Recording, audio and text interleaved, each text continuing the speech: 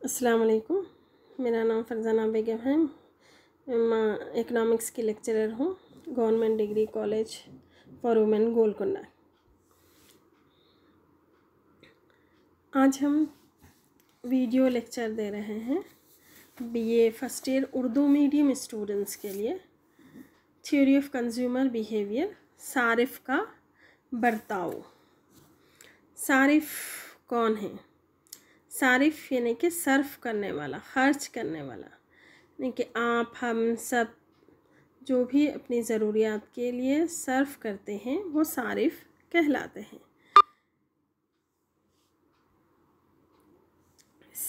जैसा कि अब हम अपनी ज़रूरियत के लिए जो कोई भी चीज़ ख़रीद रहे हैं, उसके लिए कुछ अमाउंट खर्च कर रहे हैं, तो वो खर्च करने वाला सारिफ होता है। सारिफ क्या चाहता है, उसका बिहेवियर और बर्ताव क्या होता है, यानी कि एटीट्यूड क्या होता है, वो क्या चाहता है, कौन से चीज़ों पर खर्च करना चाहता है या कौन से चीज़ों पे खर्च नहीं करता है, तो वो क्या देखता है, यानी कि हम खर्च क्यों करते हैं। हम अपनी ज़रूरियात की तकमील के लिए खर्च करते हैं। हर इंसान की जो कोई भी ज़रूरियात होती हैं, ख्वाहिशात होती हैं, वो अपनी ख्वाहिशात की तकमील के लिए खर्च करता है और तशफ़ी हासिल करता है।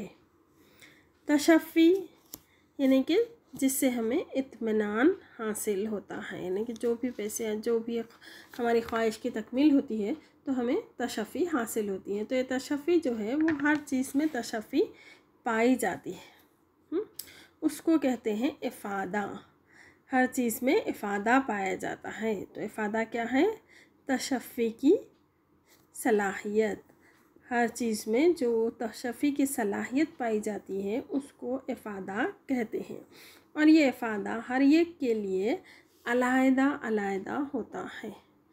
ने तशफ़ी कब हासिल होती है? हमारी पसंद की कोई चीज़ हमको मिलती है तो हमको तशफ़ी हासिल होती है। तो इस तरह से हर चीज़ में इफ़ादा पाया जाता है, लेकिन उसका जो है सो हर इफ़ादा हर किसी के लिए अलहदा अलहदा होता है। जैसे कि किसी को आइसक्रीम पसंद होती है, किसी को मीठा पसंद होता है, किसी को खारा पसंद होता है। जो चीज़ हमारी अपनी पसंद की होती है उसमें हमें तशफ़ी ज़्यादा हासिल होती है, यानी कि हम सुकून और इत्मीनान हासिल करते हैं। तो इस तरह से सारिफ का ये बर्ताव रहता है कि वो ज़्यादा से ज़्यादा तशफ़ी हासिल करना चाहता है। तो सारिफ तशफ़ी हासिल करने के लिए, ज़्यादा से ज़्यादा तशफ़ी हासिल करने के लिए अपने कोशिश करता है। तब इसके लिए हमें इफ़ादे के बारे में जानना ज़रूरी है। इफ़ादे की जो पैमाइश की जाती है वो दो तरह से होती है। यूटिल्स में इसकी पैमाइश की जाती है कार्डिनल अप्रोच और ऑर्डिनल अप्रोच के तहत, कि किस तरह से इसमें कौन सी चीज़ में कितना इफ़ादा पाया जाता है। तो सारिफ का जो तवाज़ुन है, यानी कि सारिफ जो तवाज़ुन हासिल करना चाहता है वो उसके बजट के ऊपर मुनहसिर होता है, यानी आमदनी पर। तो यानी कि सर्फ का दारोमदार आमदनी और कीमतों पर होता है। तो कंज्यूमर बजट जो है, यानी कि सारिफ का बजट क्या है, मतलब हर कोई चाहेगा कि महंगी से महंगी अशिया वो ख़रीदे, अपनी उसके ख्वाहिशात आला से आला तर होंगे, लेकिन उसके लिए जो मेन चीज़ होती है वो उसका बजट यानी कि आमदनी होती है। उसकी आमदनी के हिसाब से वो चीज़ को वो ख़रीद सकता है या नहीं ख़रीद सकता है, या इस्तेमाल कर सकता है या नहीं इस्तेमाल कर सकता है, ये उसकी बजट के ऊपर मुनहसिर होता है। अगर बजट ज़्यादा होती है तो महंगी अशिया वो प्रेफर करेगा, और अगर कम होती है तो अदना अशिया को देखेगा। और जो तलब का इन्हिसार होता है चीज़ों की, वो जो है सो आमदनी और क़ीमत पर भी के असर की वजह से भी होता है। अगर कीमतों में कमी होती है तो तलब में इजाफ़ा होता है। उसी तरह से जब आमदनी बढ़ती है तो क़ुव्वत ख़रीदी की सलाहियत में इजाफ़ा होता है। तो कंज्यूमर का जो खर्च करने का तरीक़ा है वो उसका दारोमदार कंज्यूमर के बजट पर होता है, यानी कि सारिफ के बजट पर होता है। बजट लाइन के बारे में पढ़ेंगे। बजट लकीर जो है यानी कि बजट लाइन, यहाँ ग्राफ में बताया गया है कि बजट लाइन क्या है ना कि एक सारिफ के पास जो आमदनी है वो तय करता है, यानी कि अशिया की कीमत या फिर सारिफ की आमदनी को ये लकीर तय करती है कि सारिफ के पास इतना बजट है। तो अब इससे ज़्यादा इस लकीर के बाहर वो खर्च नहीं कर सकता। इस लकीर के अंदर जो भी उसके ख्वाहिशात या फिर जिन अशिया में उसको ज़्यादा तशफ़ी हासिल होती है वो चीज़ों का वो इस्तेमाल कर सकता है। तो बजट लकीर या कीमत लकीर जिसे कहते हैं। तो बजट लकीर के तस्वुर को समझने के लिए हमको सबसे पहले ज़रूरी है कि सारिफ क्या चाहता है, आज़म तरीन तशफ़ी हासिल करना। अब ये जो आज़म तरीन तशफ़ी है वो किस के ऊपर मुनहसिर है, उसके बजट के ऊपर। तो इस बजट के ज़रिए वो क्या करता है, अपनी ज़रूरियात की तकमील करता है। तो ये जो आईसी कर्व के ज़रिए हम आगे देखेंगे कि आईसी कर्व क्या है। इंडिफरेंस कर्व ख़ते बेनियाज़ी के ज़रिए इसको मापा जाता है। तो इस तरह से हमको मालूम होता है। तो अब सारिफ के जो ख़र्च का तरीक़ा होता है वो दो चीज़ों पर मुनहसिर होता है, सारिफ की आमदनी और सारिफ का ख़र्च। तो यहाँ पे इस देखेंगे हम जो बजट लाइन है, इसमें दो अशिया के जो जोड़ है एक्स और वाई, उसको ज़ाहिर किया गया है। ओ एक्स महवर पर एक्स अशिया और ओ वाई महवर पर वाई अशिया। तो यहाँ पे सारिफ जो इस्तेमाल करता है एक्स और वाई के जोड़ों को इस्तेमाल करता है जिससे उसे तशफ़ी हासिल होती है, यानी कि ये दोनों अशिया का इश्तराक है, इश्तराक और दी हुई आमदनी, यानी कि जो बजट लाइन खींची हुई है। ये बजट लाइन जो ज़ाहिर करती है कि सारिफ की आमदनी इतनी है, इतनी आमदनी के अंदर वो अपनी ख्वाहिशात की तकमील कर सकता है। तो कौन से जोड़ को वो अहमियत देगा, तो हो सकता है जो गुड एक्स और गुड वाई है, तो इस तरह से वो दोनों अशिया में तब्दीली करता है। अगर वो वाई की ज़्यादा मकदार इस्तेमाल करता है तो वो एक्स की मकदार में कमी करेगा।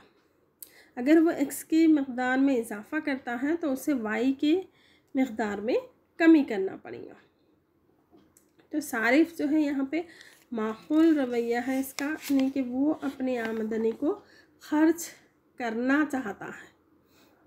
सारिफ बेनियाज है, यानी कि उसके पास जितनी भी आमदनी है वो खर्च करना चाह रहा है। अब यहाँ पे तरजीह जो है वो तरजीह किस जोड़ को देगा, ये सबसे ज़्यादा अहमियत रखती है कि वो एक्स और वाई के जो जोड़ हैं, मुख्तलिफ़ जोड़ का वो इस्तेमाल करेंगे। जैसा कि 8 वाई की मकदार जमा 1 एक्स की मकदार का एक जोड़ है। दूसरा जोड़ है 6 वाई की मकदार और 2 एक्स की मकदार। तो इस तरह से जब वो वाई की मकदार में 2 इकाइयों का कमी कर रहा है तो एक्स की 1 इकाई का इजाफ़ा कर रहा है। तो ये सारिफ के तरजीहात पर मुनहसर होता है, उसकी ज़रूरियात पर मुनहसर होता है कि वो उसको एक्स अशिया की ज़रूरत ज़्यादा है या फिर वाई अशिया की ज़रूरत ज़्यादा है। तो किस बंडल को वो अहमियत, किस जोड़ को वो अहमियत देगा, वो सारिफ की इस्तिताअत यानी कि आमदनी और जैसे उसकी ख्वाहिश पर मुनहसर करता है।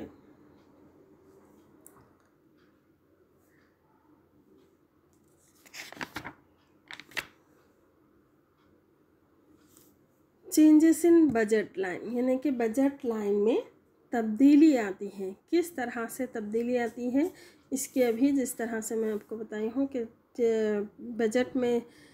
बजट लाइन में तब्दीली कब आती है, जब आमदनी में इजाफ़ा होता है। तो आमदनी के इजाफे से सारिफ की बजट लाइन बढ़ जाएंगी, आगे हो जाएंगी, या फिर अगर सारिफ की आमदनी में कमी आती है तो पीछे की तरफ हट जाएंगे। तो इस तरह से 2 अशकाल में आपको ज़ाहिर किया गया है कि किस तरह से अगर आमदनी में कमी होती है तो बजट लाइन पीछे की जानिब आ जाएंगी, और जब आमदनी में सारिफ के इजाफ़ा होता है तो ये बजट लाइन आगे की तरफ जाएगी, यानी कि जब आमदनी में इजाफ़ा होता है तो क़ुव्वत ख़रीदी की सलाहियत में इजाफ़ा हो जाता है। इसकी वजह से सारिफ जो है सो खर्च करने की सलाहियत ज़्यादा हो जाती है। और दूसरी वजह ये है कि कीमत की वजह से, कीमत जैसे कि यहाँ पे सारिफ दो जोड़ों का एक जो जोड़ का इस्तेमाल कर रहा है उसमें दो अशिया हैं, एक्स और वाई। तो इस तरह से अगर एक्स की कीमत में कमी होती है तो वो एक्स की ज़्यादा मक़दार ख़रीदेगा, और वाई की कीमत में अगर कमी होती है तो वो वाई की मक़दार ज़्यादा ख़रीदेगा। तो ये चेंज और बजट लाइन यानी कि जो बजट लकीर में तब्दीली आती है उसके दो वजूहात हैं, एक सारिफ की आमदनी की तब्दीली और दूसरे कीमत की तब्दीली, अशिया की कीमत की तब्दीली। तो ये दो तब्दीलियाँ हैं जिसकी वजह से बजट लाइन में तब्दीली आती है। तो बजट लाइन अगर आगे की तरफ बढ़ रहा है तो वो किसको ज़ाहिर करेगा, आमदनी के इजाफे को। अगर पीछे की जानिब हट रहा है तो वो किसको ज़ाहिर करेगा, आमदनी की कमी।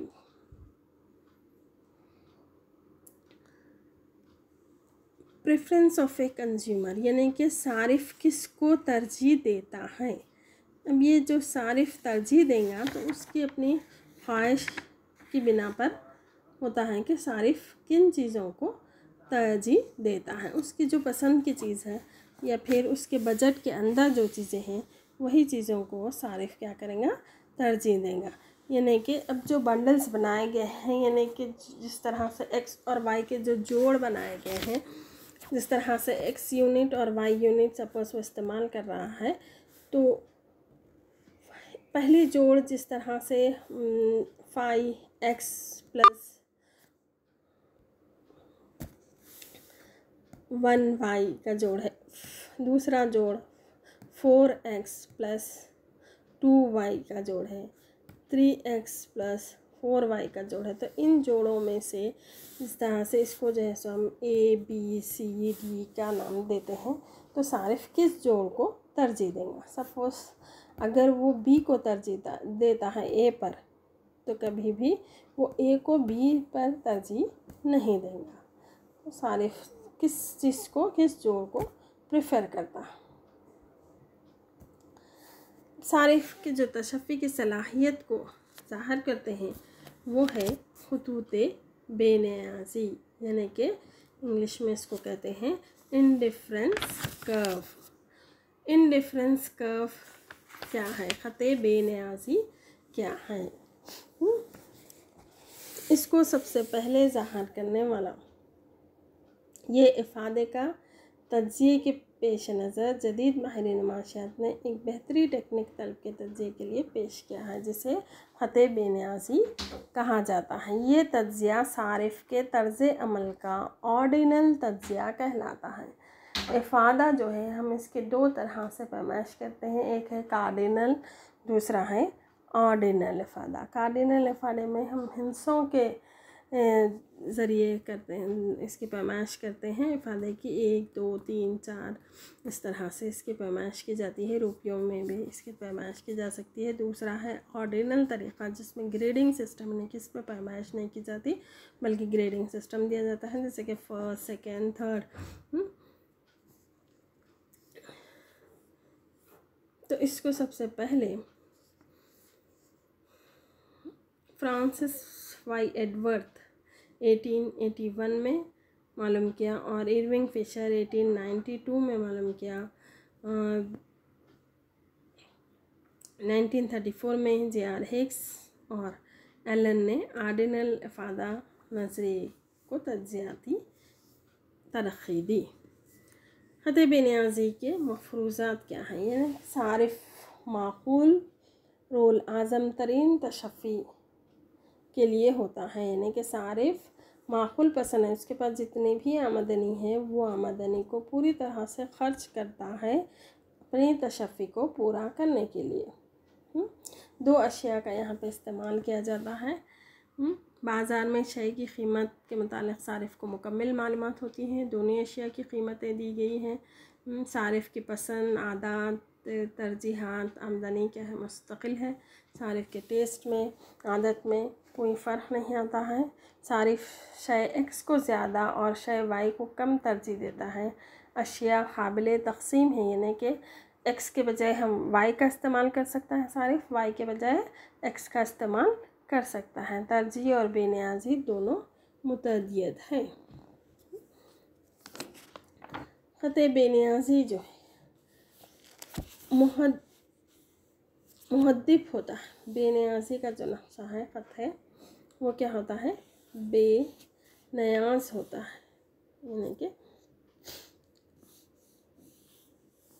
जो सारिफ की तशफ़ी की सलाहियत को ज़ाहिर करता है। ख़त बेनियाजी की जो ख़ुसूसियत है,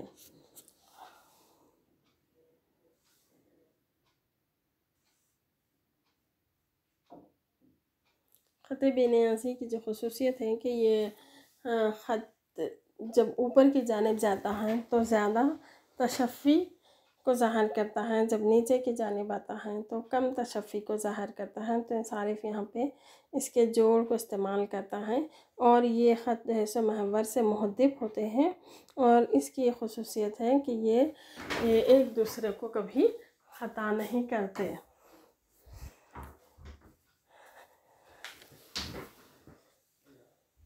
हर जोड़ से हासिल होने वाली तशफ़ी अलहदा होती है।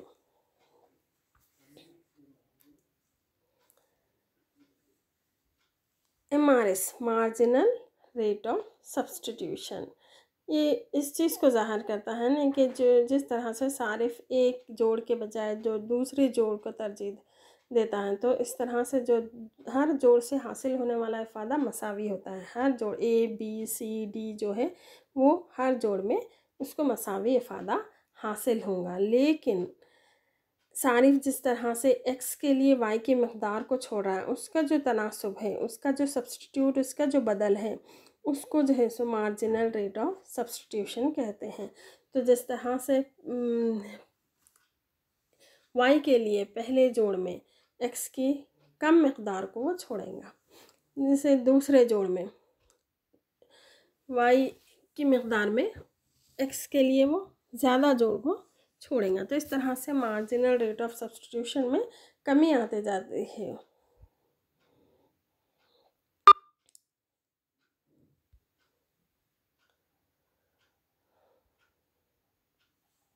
इक्विलिब्रियम, यानी कि सारिफ जो इक्विलिब्रियम हासिल करना चाहता है, तवाज़ुन जो हासिल करना चाहता है, वो किस पॉइंट पे तवाज़ुन हासिल करता है।